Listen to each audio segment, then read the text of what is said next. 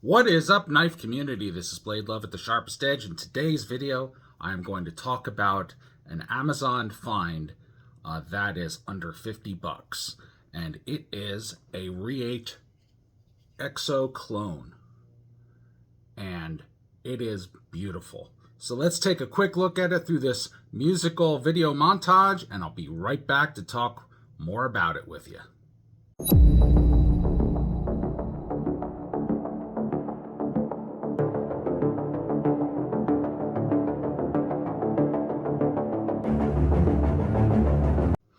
I think I have done a video on one of these before, and then they kind of disappeared for a while, and a lot of other cheaper versions came on the market, and they weren't so cool. And then I saw this one on Amazon, and it is exactly the one that I had done before.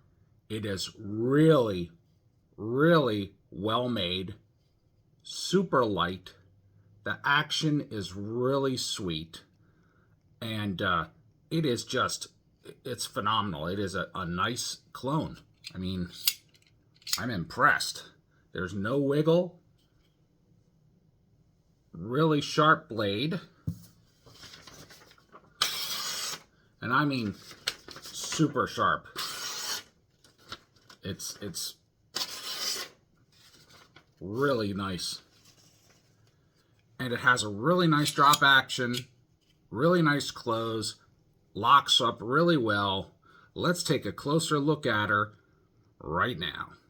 So, as I so often do, I was perusing Amazon and checking out knives because I had a couple of bucks on my gift card left that I wanted to use, and sure enough, I ran over to this Chinese clone of a REATE EXO.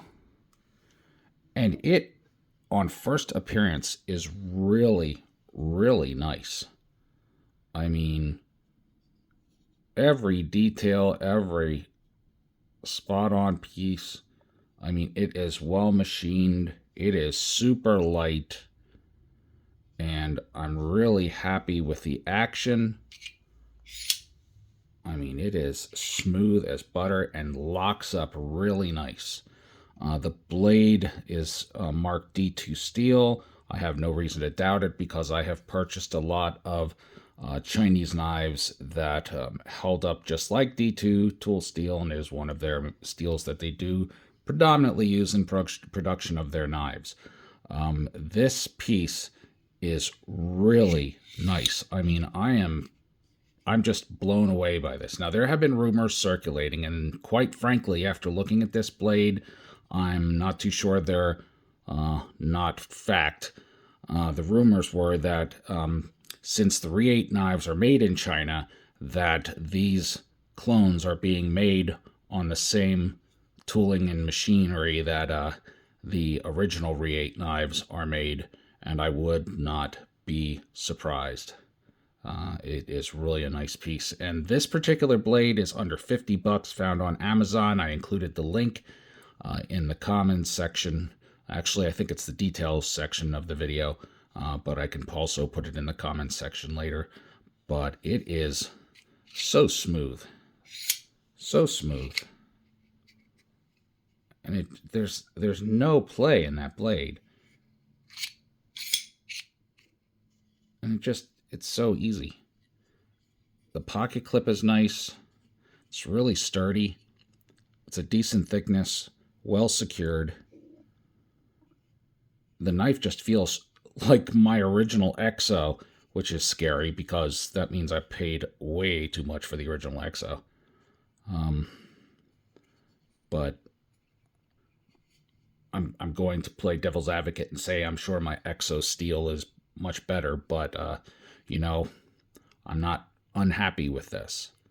This is a great budget blade, and if you get it, you will definitely be happy with it. I know I am. So I'll be back in a moment with a few final thoughts.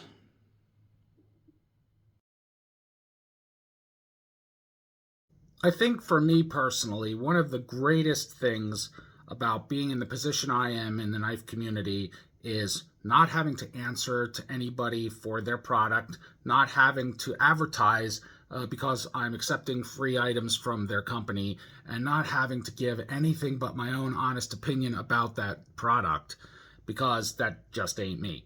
I love the products that I get because the products that I get are for myself and for gifts for my family and friends.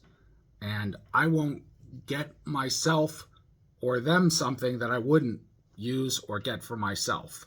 And yeah, I bought some pretty interesting pieces that turned out to be not so great, and they were returned, and I did a review, and that was it. Knives are just a wide variety of hobby. I mean, there are so many different types of knives. There are so many countries making knives. There are so many individualized purposes for knives that even certain classes of knives are set just for those purposes. I have seen knives from all over the world. I'm talking Italy, Japan, Germany, Sweden, France, Spain, United States, of course. There's just so many. And China is also one that I have found a lot of nice knives. In fact, I have one fixed blade coming thanks to a good friend of mine named Gruggs at the Legion Tactical Cutlery channel on YouTube. He's a really cool guy, and he shows overseas blades, and he really demonstrates them in action. Also, Peterbilt Knife Guy, he put through a lot of China-made blades that, claim to have D2 steel, and he cut them with nails and did all kinds of interesting tests on them and did a great job, and the knives held up. Some better than American knives, I must say. So I always have one thing to say to the knife community. Don't become a knife snob. Don't listen to people that trash knives or any kind of knife steel or any particular knife, or advertise just one particular knife wholeheartedly and hardcore. All knives have a special purpose. Not every knife is going to be for every person. You must find out what knife best suits you, your individual needs, and your lifestyle. And if you're like me, an aficionado and collector, you will appreciate every single knife out there just because it might be fun to play with. I love these things. I can't help it. So remember, to each his own. And it's good to get advice out there, but the best advice comes from you. So this has been Blade Love from the Sharpest Edge. Thank you for watching this video. And please like, share, or subscribe. And always remember, be good to yourself. But especially, be good to one another out there. Take care, everyone. Bye for now.